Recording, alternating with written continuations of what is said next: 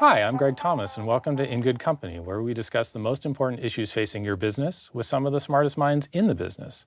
Today, we'll be discussing the professional services business. We live in a world where services are top of mind for business leaders across all industries. However, there are many factors that are impacting professional services firms.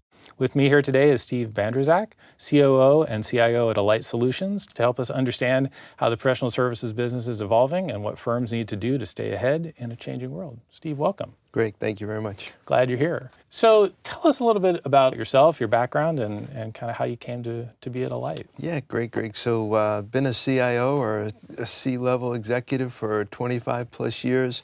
I've had great experiences in my career. I was the CIO for Lenovo. I did the IBM PC spin-out and consolidation. I was a CIO for DHL, 220 countries around the world, over 200,000 employees. CIO for HP, also ran the BPO business and the captive service business for HP before I left, and most recently now the CIO and COO here at Alight. I also had the pleasure of teaching at Columbia University, where I teach digital disruption and IT leadership in an executive MBA program. Yeah, so you've been a busy guy. So been busy. We'll get back to some of that because I think the teaching is really interesting. Tell us a little bit about Alight Solutions. You guys have been around for a while, and talk about the business and what you do for your clients. Yeah, so Alight is really made up of two different businesses, Greg. The first one is really helping companies, big companies. We have over 50% of the top corporate 500 companies where we help them with their health and their wealth plans. So think about when you do annual enrollment for your benefits, whether it's around dental, whether it's around accidental death, whether it's around your employee payment that'll help you to get reimbursement cards. And so we help companies with defining those plans as well as administering those plans. The second piece of our business, we have been an awesome partner with Workday in growing tremendously over the years. So really two different businesses. They complement each other because as we implement HR systems and we implement finance systems, the back-end services of that can turn into a BPO and a service opportunity. We've got two great businesses and two great industries that are growing, exciting for both of them. Wonderful, and we appreciate the partnership. Yeah. So there's been a lot of change in the professional services world over the past few years. So talk a bit about how client expectations about what they're looking for from a firm like Alight have changed and how that's driving how you approach your business. Yeah, I think there's a couple of big key macro trends that are changing. Number one, if you think about the pressure on corporations around healthcare costs and around the costs that are driving employee expense inside of companies, how do we help companies not only maintain and keep those costs down on a minimal basis, but provide value to their employees, right? Every individual has a different set of needs, and so how do you help companies develop those programs that are unique and differentiating for an individual? But more importantly, how do you do it through technology, right? If we take a look at the rate and pace of change in companies, the pressure to be better, faster, cheaper in everything we do, the ability to integrate technology into processes. It's no longer just shifting and lifting parts of your processes and maybe offshoring it to India or other parts of the world. It's deeply integrating technology like artificial intelligence, technology like robotics and analytics. And so what we're seeing in the services industry is a tremendous integration of technology as well as having deep domain expertise in both processes and industries. Yeah, and I think the professional services business has not always been looked upon as one that's very cutting edge from a technology perspective. But what you're describing, there's a lot of technology behind the scenes. Yeah, I think so. Let's talk about robotics for a second. You can develop a robotic solution, but the reality is a robot will never take the place of everything that an individual needs to do. And so it's really the marriage of the combination of what robots can do and what people have to do. We're seeing these two worlds come together where we've got technology that does part of a process, handed off to individuals for higher level skills and higher level work, and then maybe back to robots to finish off the process. And so that integration, if you think about the end-to-end cost, it is improving the cost of the total service, it's improving the quality of the total service, and we're seeing that acceleration big time in everything we do in the services industry. So when you think about where Alight Solutions needs to go, where the field needs to go, technology is obviously a big part. What are some of the other things that you think about to make sure that you can stay ahead of the competition and deliver the kind of services that your clients are looking for? Yeah, I think there's a collision between what I call consumerization and how you provide services. Think about your own personal life, how you find something through Google Map or find a Starbucks through Alexa or whatever that is. There's that consumerization that makes each and every one of us more productive in our personal lives. And what we're going to see is more consumerization and that collision inside the services world as well. If you think about how you want to be serviced, whether you call AT&T or you call a healthcare provider, some people want to be serviced via live phones. Some people are comfortable with IVR. Some are comfortable with bots. And so we see that omni-channel solution along with integration into the back end, potentially with robotics and with analytics.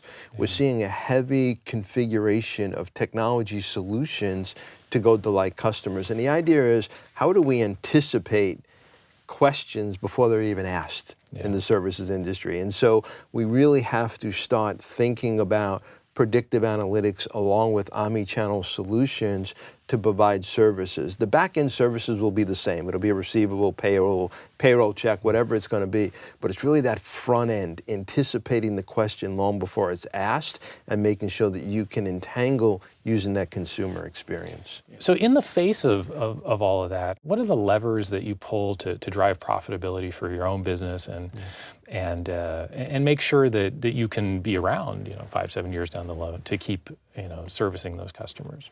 So when you're in a services business, it's all about people. And the main key factor in profitability in making money and not making money is the utilization and the recruiting of those talents against the demand that your customer has. And so we've actually implemented Workday HR and Workday Finance together strategically because the HR and the finance systems working together absolutely helps us with making sure that we get the right people on, we track their time, we track their capabilities, and we integrate that into the back-end projects and the services that we're providing for the companies, but ultimately turn that into a financial, either an invoice or making sure we're capturing the right time and capturing the right profitability. So strategically for us in the services business, the ability to have all of our employees, all of our recruiting funnel, all of our financials integrated and working together is a tremendous advantage for us. We now can see the full visibility to where our workforce is,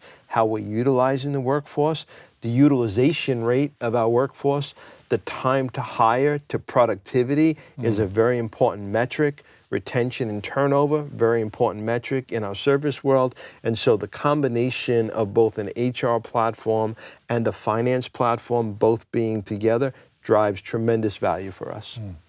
And I think of the industry as not necessarily always having been that strong in terms of deploying technology to drive the core of the business. And so it sounds like you really view that as a differentiator as to how you go out there and provide value for your customers. We do, without a doubt. I mean, you think about the onboarding process. If it takes you 4, 5, 6 weeks, that's 6 weeks of non-productive time for an individual. And so we take that incredibly seriously. How fast can we bring somebody on? How quickly can we get them on projects and working? How quickly can we make sure we match the demand for what our customers want in terms of services and bringing on the right skill and having the right funnel against those skills, against the project demand. And those two are very, very important for us. Not only for us internally in terms of profitability, but more importantly, servicing our customers, right? Customers do not have a 7-month view of what they need. Sometimes it's, hey, I need this skill 3-4 days from now. You've got to be able to turn and be able to react to that. It's a tremendous opportunity and advantage if you understand your full work pool and understand the skills that you have against the demands that are coming up all around the world from your customers. And so when you think about technology and enabling all that, clearly a different world than it was 20 years ago, 10 years ago, probably even 5 years ago. So how do you think about technology as the CIO to make sure that you're giving that Alight what it needs to succeed? Yeah, I think it's the key for me is constantly challenge the art of the possible. And when I think about technology, I think about what's happening in our consumer world. It's a different mindset around, how we have things convenient and the lens in which technology has changed the things in which we do. And so taking that same experience and bringing it into the enterprise, right? Making sure that we can now start to anticipate what people and what questions are being answered. That wasn't the mindset of technologists, just 5 years ago, right? It was about, we have all the capabilities, we've got all the smart people, and we'll provide technology the way in which we want to provide it to our employees.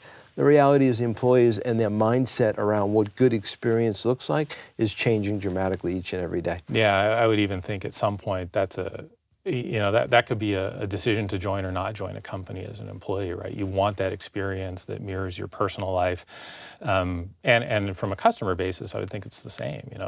If this isn't helping me do my job, if it's not frictionless, it's not helping me. I don't want it. No, without a doubt. I think it's a recruiting and a retention tools. The best and the brightest want to come into forward-thinking companies. And so, if you don't have a right future around how do you solve those futuristic problems, really hard to retain it. By the way, so do customers, right? We've got customers that sign 5-7-year agreements with us. The last thing they want to do is be left behind in terms of technology moving and not working with a company that flat out understands where technology is going, the rate and pace in which technology is going, and make sure that we can help our customers along that journey. Yeah, absolutely. So let's talk to maybe some of the other things that are happening out there that are driving the way they're sort of adopting technology and the like. So how do you approach regulation on behalf of the company and your customers? One of the things that the industry and candidly my experience has taught me is that security will catch up. And so you can't be paralyzed by some of the security threats because you'll never roll anything out. The most safe, secure place that you can have is not providing services to anybody. I mean, so, which doesn't solve any problems. Doesn't solve any problem, and it's the reality where we're at. And so we will see technology in the security space dramatically evolve as we go forward. Well, on behalf of your employees, you've got to make sure that you understand how these regulations are changing in and around the world. We think about New York Cyber, obviously what's happening in the EU. And so what you need to be able to do is to have an infrastructure and a security policy and the ability to be able to react to these environments. And so partnering with the right companies, having the right mindset that some of these changes will happen or will happen in the future, and having the ability to be able to secure them and be able to respond to them is very critical. On our customer side, customers are asking us to, the same thing we asked Workday, how do you solve that problem? And so we work very hard in trying to stay out in front of the regulations as best we can so that when they do change, we can react and we have the ability to do it. So let's shift gears a little bit. You mentioned in your intro, you teach at Columbia, you teach leadership in the Exec MBA program. So talk about what you see in those IT professionals, those prospective CIOs, and how you see that evolving. Yeah. So if you think about at a macro level, there isn't an industry and there isn't a company that isn't being disrupted by technology. And so the first thing we teach is the IT leadership has to drive that disruption and that change. And that means you need to have skills that you never had before. It's not just about implementing technologies and programs.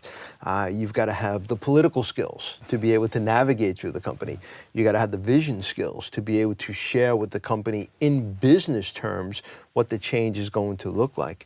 You've got to have the change management skills and the cultural skills to be able to not only communicate, articulate, but drive that change through the corporation. And so CIOs today have to have a much different set of skills, both in terms of leadership as well as being able to be visionaries. Here at Alight, we've got a tremendously successful company. We have half of the Fortune 500 companies that we service today.